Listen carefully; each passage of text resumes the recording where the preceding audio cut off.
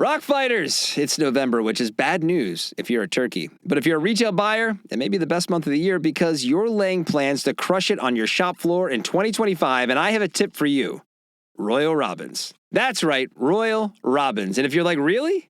Yeah, really. Royal Robins seems to be gaining traction in a really interesting way. They're one of the true OGs of outdoor brands, part of that early group of California climbers who kicked off the modern era of the outdoor industry, right alongside Tompkins and Chenard of the North Face and Patagonia.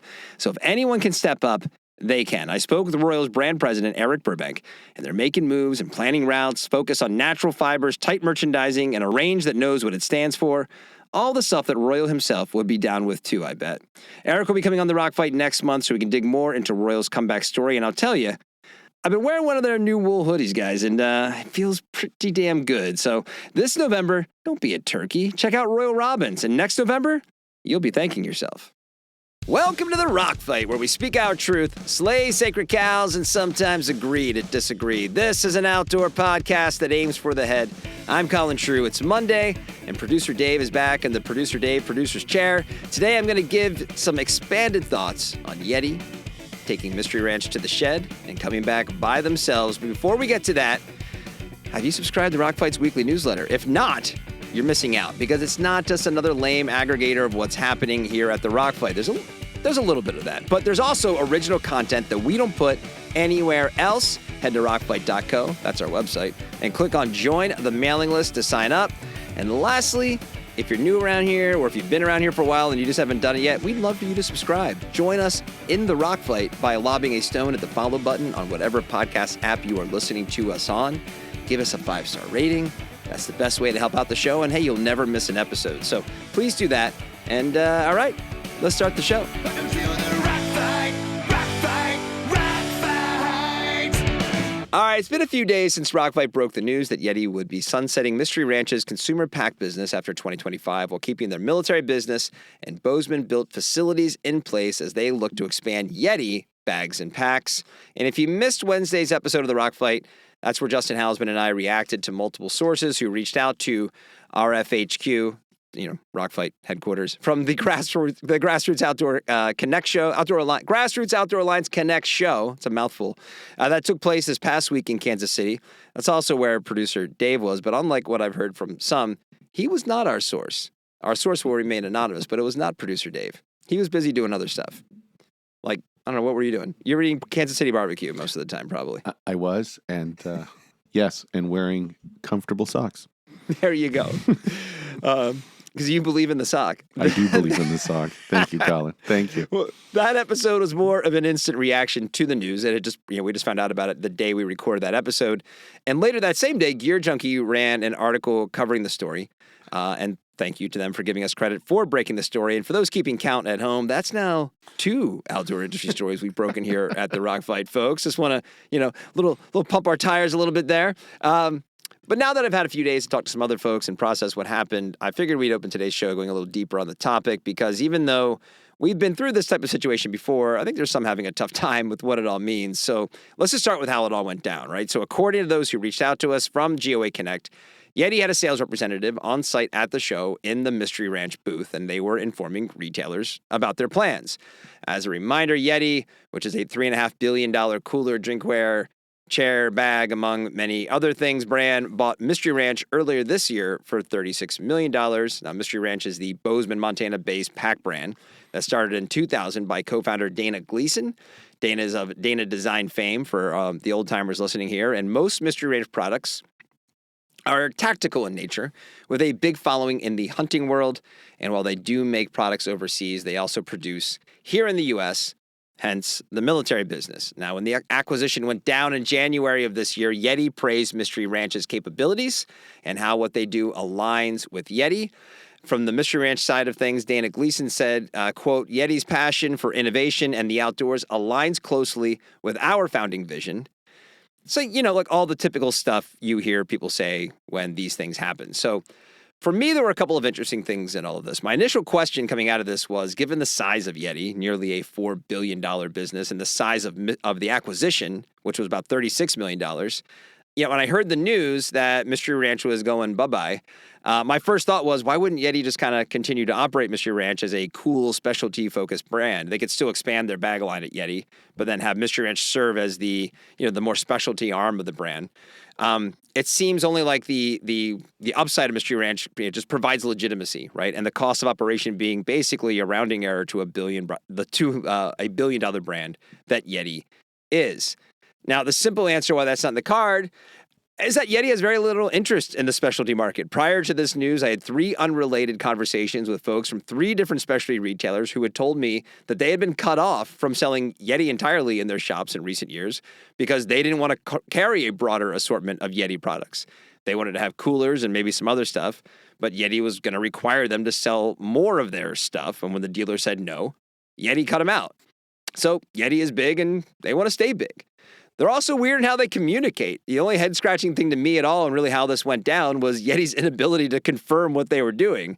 After we broke the news about Mystery Ranch, like I mentioned, Gear Junkie published a piece about that story in which YETI wouldn't confirm anything. And they just made a blanket statement that reads as follows. So reading from the article, they said, "We continue to be excited about integrating Mystery Ranch's talent and designs into our business and future YETI expansion, building upon their legacy as a premier maker of incredible packs." How many adjectives do you think are in this, Dave? That's impressive. Going into 2025, we plan to have key products for outdoor, everyday, and hunt under the Mystery Ranch brand. We've also been hard at work on a pipeline of new bags we are excited to introduce next year. Our team in Bozeman remains committed to Mystery Ranch's mission to support those who serve in the military and wildland fire, and the mission products will remain under the Mystery Ranch name going forward. Gear Junkie's article also states that YETI is responding to rumors of the phase-out. It was their words, phase-out. The problem with that, and with YETI's statement, is these aren't rumors. They had a brand representative sitting at a trade show booth talking to retailers one after another about their plans. And there were no NDAs, or these weren't private conversations. In fact, we almost didn't even talk about it on Wednesday's pod because when I first heard about it, I kind of assumed my source was revealing something confidential. And I then confirmed with them that this was public, and they responded, yeah, they're telling everyone. So if they were looking to keep it quiet, they weren't trying very hard. Now, I suppose that's, the word spreading organically versus them outright saying it and possibly having a bit of self-inflicted PR problem is why they won't put it on the record, but people are going to find out at some point. But they also probably don't have to worry about bad PR because it seems like there is just a lot of love out there for YETI. I was looking at some threads on Reddit that were posted after the Mystery Ranch acquisition went down earlier this year. And if there was going to be outrage, it would have been found on Reddit. If you frequent that site, you know what I'm talking about. But consumers were largely not that worried at all. And in fact, Mystery Ranch fans, they weren't upset about it. They even said, some people were even commenting that it would be good for the brand to have some SKU rationalization at the hands of a bigger owner. So will that goodwill continue when Mystery Ranch is no longer available in the consumer sector? I mean, we'll have to see. But for me, the main learning this past week is that we now know what interest YETI had in the brand in the first place, which was their military business and the pack design knowledge and infrastructure that Mystery Ranch has built up in Bozeman, as apparently that will continue to operate in Montana as YETI expands into its own bags and packs business. And lastly, before we bring producer Dave in to get his thoughts, any Mystery Ranch superfans out there, look, don't shed a tear because this is what happens. This is business as usual. Acquisitions happen, brands grow, they shrink, they sometimes disappear entirely. I mean, all I have to do to get a few people listening to this to start nodding along is say the name Moonstone or even Cloudveil. At least Mystery Ranch will go out kind of on top with a clean death, and you won't have to hear me talking about them in 2031 as another zombie brand during their third attempt at a comeback after YETI sold off their trademark or something. But, well, we at least hope that's not what's going to happen, because if YETI hits some hard times in the future, we may have to brace ourselves for the Mystery Ranch relaunch. But for me, the most interesting thing to come out of this is what happens now and who takes Mystery Ranch's place at specialty shops. Because if I were the sales manager of a backpack brand that cares at all for the U.S. outdoor specialty market, the second I got wind of this move, I would be pummeling my sales team to get moving and to reach out to dealers, because more importantly to them than a brand just getting shut down is that the open to buy for backpacks in 2026 just opened up. Getting placement in any part of a shop or taking someone else's share is tough work. And for many dealers, it will probably be simple to fill in the Mystery Ranch gap on their pack wall with maybe a couple of more Ospreys. But to the Pingoras, the Deuters, the Nemos out there, this is your call to action. And I wouldn't wait around. I mean, create a Adios Mystery Ranch sales program and go get that check. So that's what I'm interested to see, what happens to the broader pack market in the coming years as that space opens up. But Dave, I imagine you have some Mystery Ranch YETI thoughts that I'd love to hear about. I don't know, Colin. What is there to say? What is there to say? That's the show, everybody. Right. And we're done here. I do want to say that I really do enjoy my Nemo pack, by the way. So there are options out there. Well made, thoughtful design, like they are out there. So they exist. They do. So, unfortunately, we've seen this playbook over and over, for sure. And look, in all of this is our podcast speculation, right? Can't speak to the overall financial health of Mystery Ranch. I have no idea really what's going on there. There may be real structural issues that they're nipping in the bud and they're just not talking about. There could be cultural issues. We have no idea, right? Those kind of reasons why. Okay. So, but let's just say, but as an industry, right? As an industry, this is just not a positive thing at all. I heard a couple folks, definitely people were talking about this at GOA. I heard a couple folks talk to this as the Columbiaization of YETI, another brand that famously loves to internalize everything and then pretend they invented it, or versus a third party, or go their own way outside of the specialty world and just kind of play over there in their own sandbox. And yeah, I definitely see that. But I'll say just about Columbia, though, while they've definitely jettisoned brands before, they have found the value of a diverse portfolio, right, of unique brands, right? And we like to poke sticks, at some of their branding choices for sure. But by keeping a stable of different brands, they do contribute to the overall health of the industry. They're able to play in the specialty while the master brand, Columbia, does remain a little bit aloof. But, we need that mix of brands that are unique perspectives and outlooks and even vibes. Even if sometimes all the products seem to look the same, it's still nice having a unique, a vibrant galaxy of new that attract new and existing customers. And it's just obviously, better for the health of the industry. Yeah, I mean, that's obviously the brand, right? I mean, the brands are what category is more of a sea of sameness than the outdoor category, but it's what do you gravitate towards brand-wise, right? Yeah, it's kind of like, right? It's the... Like, oh, that's resonates for me. Yeah, they have kind of the same stuff over here, but like I like these guys. But it's like we talk about with retail, though. If we lose our diverse mix and get funneled down to two choices, that's going to be its own gatekeeping to the industry in terms of who really wants to participate. It's nice having multiple doors or prisms to kind of interact with. Speaking of brand, I'm a little worried that you said you're kind of pivoting to this being the stick poker podcast. This is the rock fight podcast. You're not poking sticks, we're throwing rocks. We're always looking for new ideas for shows, Colin. Right? The spin-off of the rock fight. That's right. It's a little closer combat. That's right. We're going to get deeper and closer to our subject. We're going to stick poke. It's actually a pretty good idea. Right. There you go. But by taking players off the board, obviously it does leave room for new players, right? And you got to love that. But it doesn't mean we should always have to cheer the process of creative destruction, right? Especially from brands that seem to have carved out a unique niche and a place and product stories like Mystery Ranch. I mean, that's the thing too. It's not like its product wasn't resonating, and it has a devoted customer to it.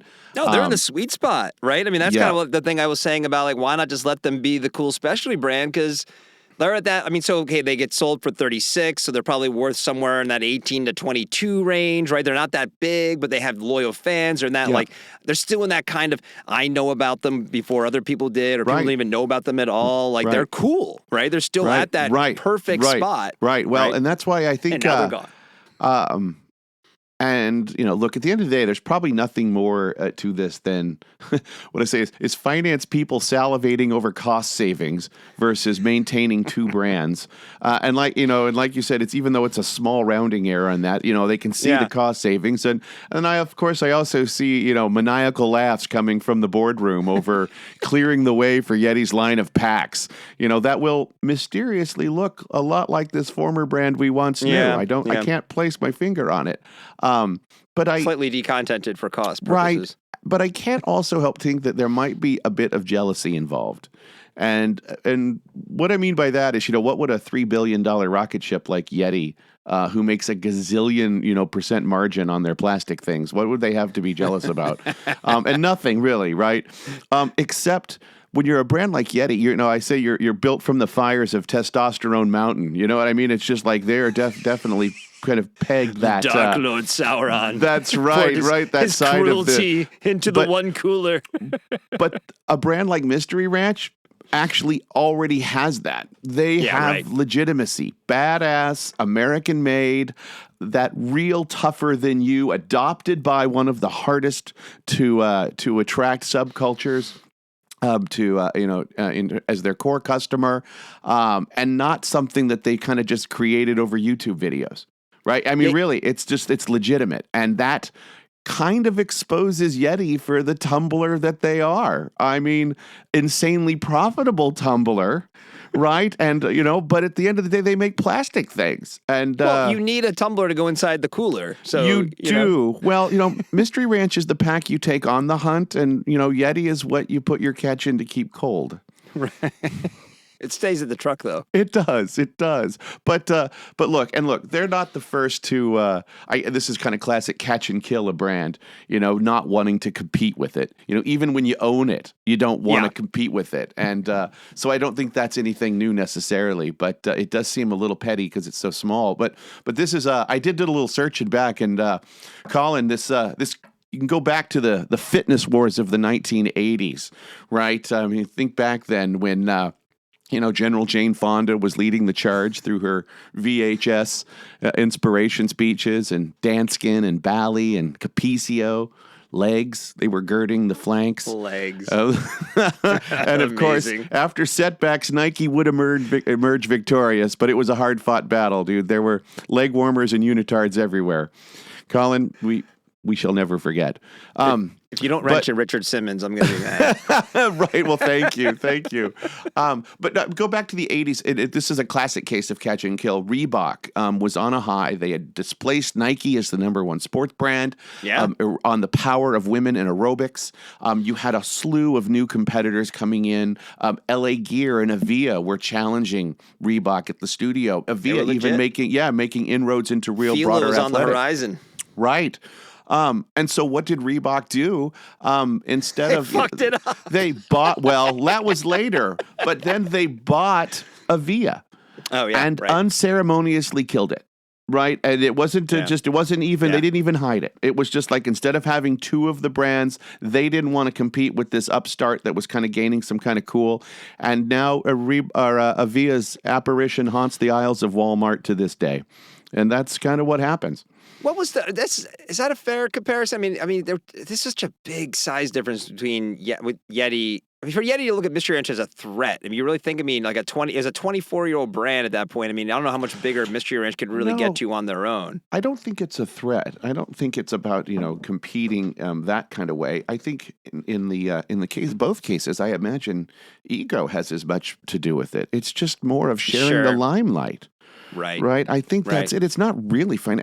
Avia really, I don't know if they would ever really going to be able to catch Reebok or Nike at that matter in their backyard. It's just but now they definitely won't. Yeah, they were just kind of hanging around and kind of taking some of the shine. But like I said, this is not a new practice. The outdoor has been filled with it too. I, kind of going down this list. Let's pour some out, Colin, for the brands that are no longer with us, like Tailwise, Jerry Outdoor Products. These are from the 70s and the 80s. Jerry's still kicking, isn't Jerry? Kind of, yeah. Dana Designs, on the zombie of course, side, then, right? Yeah, Dana, of course. Reichly, the boot maker. I think Mammut kind of. Sure. absorb them. Of course, there's Go Light and like you mentioned, Cloud Veil and Moonstone. I mean, it's just like you said, it's the way of how this industry works, and sometimes it's for the better, and sometimes it leaves us kind of hanging as to why. And I say, Colin, good night, sweet pine cones. May you someday emerge as tall timbers, versus the fate of Mystery Ranch and being turned into kindling. You're right, and and I don't mean to come off as just jaded and be like, hey, everybody get over it. I mean, because it is like, I was obviously aware of Mystery Ranch and knew what they were up to, but if you had said to me before this past week, when did that brand start, I would have said like early 2010s. I didn't realize they were actually founded in 2000, which, by the way, makes their survival and even growth and success, no matter how big or small it is, even way more present, because without a doubt. Right? This is Smart Wool coming out of the plastic socks of the 90s. Yeah. Same thing. The 2000? Yeah. This is when the Go Lights and the ultralight thing is really taking hold, and everyone wants lighter and faster. Yeah. And they're like, you know what we're going to do? We're going to go burly. Burlier. Well, right? It's the same thing of, Hoka going maximal. Yeah, exactly. At a time from negative heel. Barefoot. Right? Yeah, sure. Totally. Again, new and counter grain. If you can weather always the initial rejection to new concept, always wins out. Right? It's going to win out. And it is a bummer, and it is a bummer that YETI doesn't value specialty, as evidenced by those three retailers I talked about. Who, why wouldn't you just let them to sell the coolers? No, you're not going to sell our full assortment. You're not worth our time. You're out, and it's kind of the same mindset here. It's like, all right, we got what we needed from these guys. Maybe there's some threat to your point, and here's the technology we like, and guess what we're going to do? We're going to put it into YETI. Yep. I think this is the larger issue that we talk about with trade shows. It's when these brands get to a size that they then turn on the industry that helped create them, and overall it weakens it for everybody. Right. But now we saw this summer at Outdoor Retailer, like a new brand like Pingora, who one of the co-founders was one of the first employees at Code Epoxy, and they're doing something different. You mentioned Nemo earlier. Nemo's really working hard to import to put different recyclable materials and recyclability into their products. And this isn't apparel, right? I just got a couple of packs have arrived that we're going to be testing for gear and beer. And you look at the complex nature of how these things are made and like how to, and it's like apparel in terms of it's matured and we know how things fit and how they should be made. But there's also not as much room for like there is for apparel. So this does open up a spot. And as long as, again, like the only brand out there that is sort of the 800-pound gorilla for the category is Osprey at this point. Or I guess REI might be number 2 if you're, because of what their stores are. But here you go, guys. Here's the opportunity. Someone just really cleared a spot out. You were going to, I mentioned the Nemos and the Deuters and the Pingoras. You were going to have to scrap for some of that share. Well, some share just opened up. So who goes in and wins it is going to be really interesting to watch to me. Yeah, agreed. So, well, there you go. That's all we have. We're not talking about. We're done. No more Mystery Rancher or YETI talk. No. That's just no. Until they relaunch Mystery Ranch as this OG Originals collection of Mystery Ranch to the consumer. It's happening. You know it was going to come along. Right? Absolutely. This is just the beginning of the next Originals collection. Just wait for the couple of bad quarters of down sales, and then they're like, oh, we got to do something. Or a collab. Or a collab. It's coming. Also, by the way, like we're not looking to break news here. We're just the only ones who aren't afraid to say something. There's a big difference. It's like we hear stuff. We're like, we'll talk about that. I think that's like a broken clock being right twice a day, Colin. All right. That means now it's time. It's time for our weekly segment to make sure you are getting more out of the outdoors. It's time for More with Thermore. That's right, Thermore, the original Italian ingredient brand who has been providing insulation solutions since 1972, wants you to know that power comes from within. And that power can be found in all of the insulated jackets that are part of Carbon's Compass collection. Compass is a 10-part collection from the Canadian ski brand Carbon, who knows that staying at the perfect temperature is crucial to performing and having the best time outside this winter.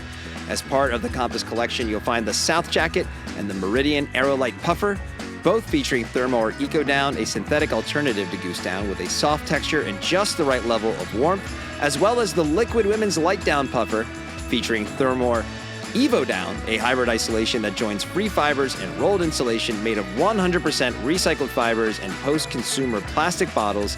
Each of these jackets offer an all-round performance in a lightweight product, providing consumers with a high level of comfort in a variety of conditions, allowing you to find that power that comes from within, because whether it's making new and amazing garments or staying warm and safe out on the trail, you can do more with Thermore. So one other story we want to talk about this week, there was a press release came out earlier this month that we didn't get a chance to talk about last week, so I wanted to bring it up today. That press release was about French ski brand Black Crows, all one word, by the way, not two words, not capitalized. It's a little weird. I don't know, like Black Crows, which has opened up 2 pop-up shops inside cycling brand Rapha's Seattle and Boulder locations. Those stores opened up on November 1st, and they will be open through the winter ski season. According to Black Crow's president, Pat Sherlock, the rationale for putting the shops inside our Rapha stores were that they allow us to celebrate 2 treasured pursuits, skiing and cycling, while creating space for locals to engage with Black Crows and prepare for the upcoming winter season. The reason I wanted to talk about it is it just seems like a kind of a weird move. I mean, I understand the collaboration that can exist between cycling and skiing, but look, Black Crows is a French brand, so maybe they're not quite as well known in the States as other ski brands, but they are available in places like REI, so it's not like they're breaking into the U.S. U.S. market. It's not that kind of move. So I assume for them, they're trying to attract a specific type of customer. And like I said, there's some synergy between a summer sport and a winter sport, but Rapha stores are known for catering to a specific type of cyclist. It's not just a bike shop that is now having a ski shop added into it. Like these places are known as clubhouses, the Rapha Clubhouse. Rapha has built its brand kind of leaning into the vanity of road cycling, which, I'm sure there are Rapha cycling enthusiasts who also ski, but it just isn't really an obvious thing to integrate a ski shop and shop into a location that most people go to for coffee and a group ride. So if there isn't an obvious brand move happening here and there isn't an obvious collaboration happening, what's the upside for either brands? Now, the last thing I'll add before getting Dave's thoughts on this is Rapha has been struggling, so perhaps they're the ones who are initiating this. There was an article on bicycling.com last month that details how Rapha has had 7 consecutive years of financial losses, and kind of saying that they're sort of at this point where they really need to get their shit together if they're going to make it at all. So again, maybe it's Rapha that is the one that's pushing for this, but even if that's the case, this does seem like an odd move. I don't know. Dave, what do you think?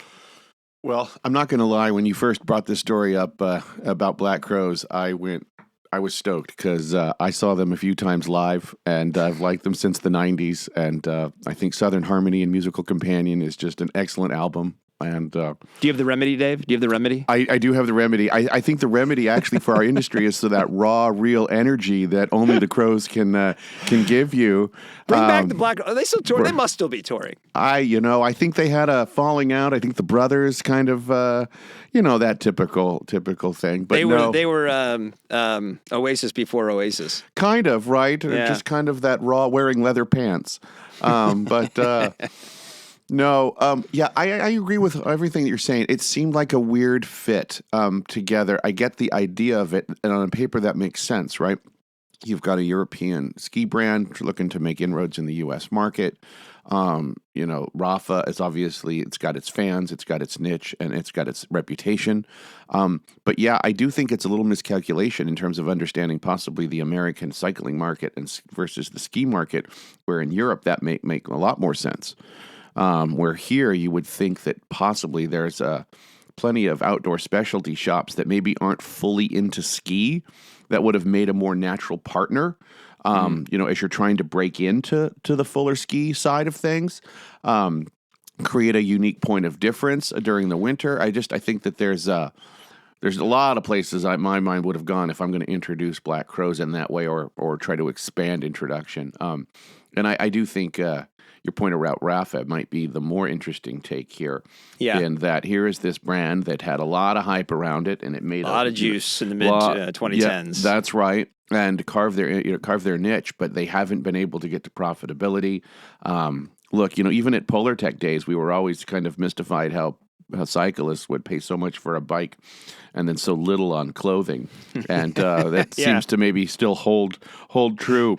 Or at least that look, it's such a road-specific look, and that is only going to be so far in the United States. Even in the highest popularity year, say an Olympic year, you're still going to only be able to attract so much to it. But look, I like niche businesses. I think having a true personality and point of view is definitely the right way. But yeah, getting a little more gravitational pull or breaking away from that is going to be tough for both of these in that way. Which just does, Colin, I don't see why Rafa just wouldn't do what any other self-respecting cyclist would do to gain a competitive advantage. What's that? Well, juice, EPO, liquid gold, man, vitamin T, the sauce, Hollywood hormones. I don't know, man. Whiz. What are we doing? Consecutive years of losses. I don't know what exists out there. Like just a grand theft? Like what do they need to do to get some cash in there? What's the EPO equivalent of making money? They better stay away from Portland because they'll lose their bike. That's for sure. Yeah. Right. Holy cow. Where'd it go? I was just in for a little doping, and then I left and my bike was gone. Right.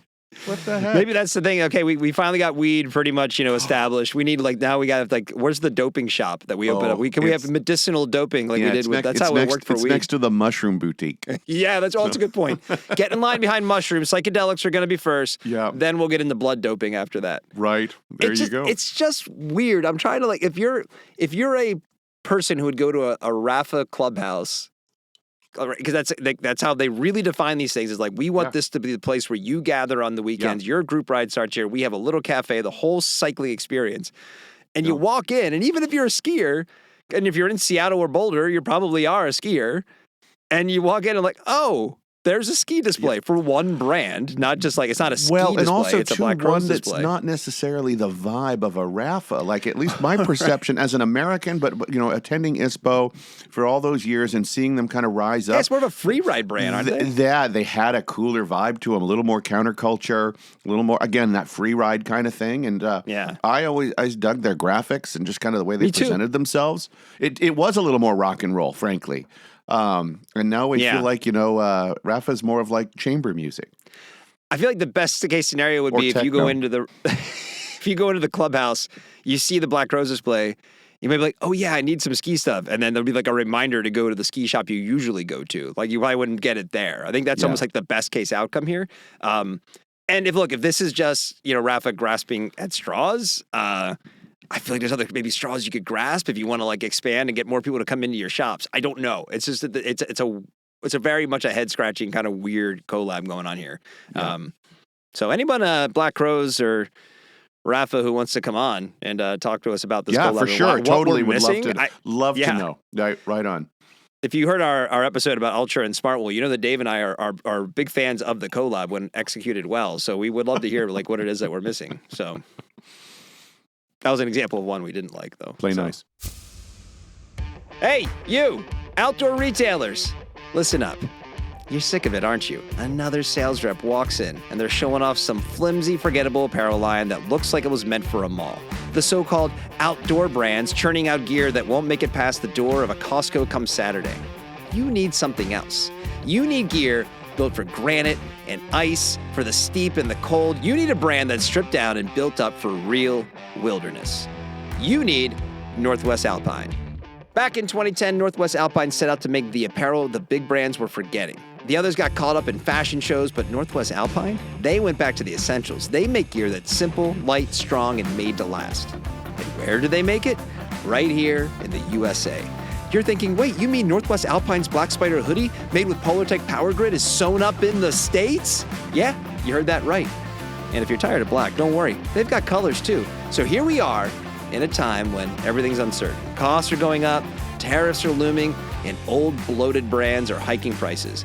Northwest Alpine's here with American-made gear, ready to stock your shelves. Get in touch by sending an email to info@nwalpine.com and set up a line showing today. Northwest Alpine, made here for all the right reasons.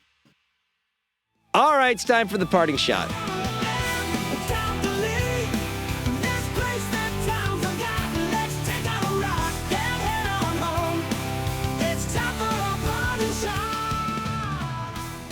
Who goes first? You going first? Okay, mine is going to be a book, and it's Okay. it's for all of those coming out of the election and the trade show season. So I'm picking a nice kind of feel good topic that we can kind of get behind. Is it a Dave Barry book? It's called The Sixth Extinction: An Unnatural History. We're keeping it light here on the Rock Fight today. Maybe I should go first because no one's going to listen to mine after that. Right. There's been 6 extinction events in the history of the planet. Let's hear about the 6th extinction. So, the 6th extinction. It's a Pulitzer-winning prize book by Elizabeth Kolbert. Many of you have probably heard of this or read it. It is about the 6 extinction events that has happened during the history of the planet. Times when life kind of gets reduced by up to 75% is really kind of this extinction event, and it chronicles through them. Of course, you know about the dinosaurs, but there's actually the megafungal extinction and the coral reef extinction, and the Neanderthals is an extinction, and of course we're building towards one about pollution, right? And so it's nice to frame that what we're seeing happen through human history isn't necessarily unique. We're not as special as we think we are, that there's been other extinction events too in the planet. And look, over millions of years, the planet does regenerate. It builds back a base where life can flourish again. And I don't see why that won't happen here. It's just whether will we be around to witness it. You can get more from Producer Dave's Nihilist Radio over on iHeartRadio. And That's right. And the Rainforest Action Network. The Fuck It All podcast is brought to you by... No, I've always said that. I've never liked anybody who's like, oh, we need to save the planet. Like, no, we need to save ourselves. The planet will be just fine. It has proven through millennia that you can fuck up things pretty bad here and something else will kickstart it over again. It will be fine. It's just going to be a matter of can we figure out how to not kill ourselves in the process. That's right. Unforced error, I believe is what that's called. We're big fans of the unforced error here on the Rock Fight. That's what you are. So my parting shot, this past week on LinkedIn, I was actually tagged by Rock Fight's UK head of international, Neil Valio, on a thread by a person who declared that they recently bought a Cotopaxi puffy jacket over a Patagonia puffy jacket because Patagonia is pretentious and Cotopaxi is not. And that in and of itself is a worthy topic for my parting shot. But then I read through the comments on this thread, and many of whom were folks in and around the outdoor industry responding to a inflammatory statement, right? Just designed to get comments on a social media platform. And my own response to this was, hey, they're both pretentious. But buried in the comments was one that read, I'll stick with my Walmart brands. They keep me just as warm. And then there was a follow-up to that was, or Costco, the best $20 pair of pants. And for me, reading this, that was actually my takeaway, right? That's the everyday person out there that many of us aren't considering when we go deep on podcasts like this one and when we're talking about the outdoor industry bullshit that we all are consumed with in our daily lives. That's the person who can't recognize the greenwashing of something like Polartec's Shed Less Fleece or REI only responding to the PFAS issue in 2023 because they're going to trust the hang tags and the blurbs on a website. I don't know anything about a pair of $20 pants at Costco other than they absolutely exist. And I bet that there's some sort of hang tag on them explaining why the environment was saved by their creation. So my parting shot is remember, outdoor industry people, we live this shit, but we don't get to be a billion to $1 trillion industry on our backs. Most of the people who buy the stuff we produce are simply shopping for clothes and shoes that make them feel good. So please act accordingly. That's my parting shot. Colin, nice. Thank you. I get that. I think that's a great message, and it is easy to come off sometimes as a little pretension as we kind of do focus on some of these issues that to the mainstream might seem as arcane. Yes. But it was still we shouldn't stop doing it. And I look at both Patagonia and Cotopaxi as laudable in what they're trying to do, but I do get the air that might be put some people off, and I felt that too, Colin. I've actually turned my Cotopaxi in for a Balenciaga. I figure that might be just a little less pretentious. The least pretentious brand. That's right. That's right. Yeah. And so, because if I'm going to spend $1,700 for a jacket, it better be unpretentious. I mean, isn't the whole thing kind of bullshit? I mean, if you have a brand, aren't you pretentious by default? I mean, you're like, right? kinda- Like, hey, you- look at me. Yeah, right. Right. And look, choose me over something else. Yes. Right. I know it's kind of part of the game. All right, well, we can wrap it up there. The Rock Fight is a production of Rock Fight LLC. Our producer today was producer David Karstad. Art direction provided by Sarah. That blank white space is mocking me, Gensert. I'm Colin Shrew. Thanks for listening, and here to take us out, our guy, Krista Makes, is back again to sing the Rock Fight song. We'll see you next time, Rock Fighters. Rock